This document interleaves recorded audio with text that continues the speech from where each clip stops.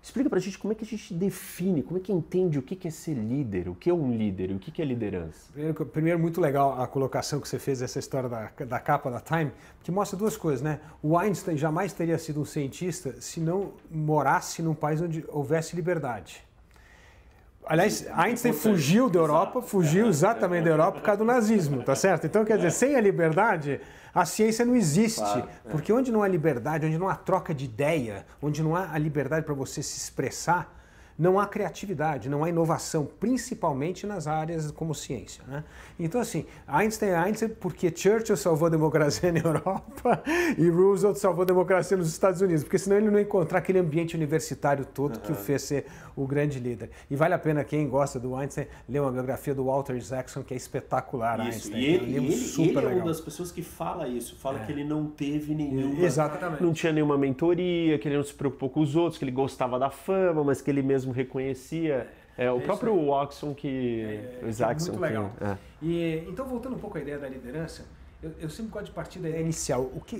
A liderança, a palavra vem de líder. Líder era o cara que abraçava a bandeira na batalha, que todo mundo enxergava a bandeira, seguia o líder e ele era o primeiro cara a se expor ao perigo. Os liderados acreditavam que se ele realmente fosse um líder, ele tem que liderar, ou seja, os seguidores acreditavam no que ele fazia, na sua vontade de batalha, e se tivesse, ele era o primeiro que seria afetado por aquilo. Então, tá lá na cara, quando você tinha lá a tropa, tem lá milhões de soldados, tem um cara que tá com a bandeira na mão, aquele é o líder e aquele é o que tem que abater, né? Então, a liderança tem essa história dos seguidores, essa relação com os seguidores que você bem colocou. Mas eu vejo que é o seguinte, a liderança tem três atributos importantes. O primeiro é você mobilizar as pessoas em torno de uma ideia, de um projeto. Você precisa ter uma ideia, um projeto. Bom, nós estamos aqui defendendo a democracia. Precisa ter um norte. Então você é a personificação desse norte. E as pessoas e precisa ter seguidor. E precisa ter um objetivo comum.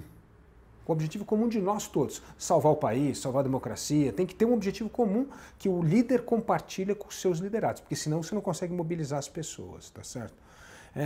Terceira coisa, e nesse livro eu falo, o líder tem que ter a questão da ética. Por que a ética é tão importante? Porque tem a ver com os valores, com os princípios. E são, no fundo, os valores e os princípios que nos fazem arriscar a vida. Que nem você está arriscando o seu conforto para ser deputado, o outro arrisca... Pô, eu falo assim, cara, você pega um soldado americano que vai para o Afeganistão, se ele não acreditasse piamente naquilo que ele está defendendo, a democracia, a liberdade, evitando que um país daquele seja dominado por uma facção terrorista, o cara não faria aquilo. Então, a convicção em valores, essa parte ética é muito importante. E uma das coisas que eu defino aqui, o líder precisa ter três coisas. Precisa ter a ética e a liderança como princípio, precisa ter como meio, os meios que eu vou atingir o poder, que eu vou usar o poder, tem que ter essas duas coisas, do valor e princípio. E mais importante, é isso que eu falo que, alguém me pergunta assim, por que o Juscelino não está no livro, por que não tem as pessoas... Mas é o terceiro ingrediente, que é a consequência. O que eu estou dizendo que é consequência? A consequência é que a decisão de um bom líder, ela não só impacta o momento, mas como ela deixa um enorme legado para gerações futuras. Então, assim, um exemplo clássico, o Joaquim Nabuco, a gente estava falando, aboliu a escravidão. Ele deixou um legado não só para o Brasil do século XIX, mas para o Brasil de outras gerações. Era o Brasil sem escravidão.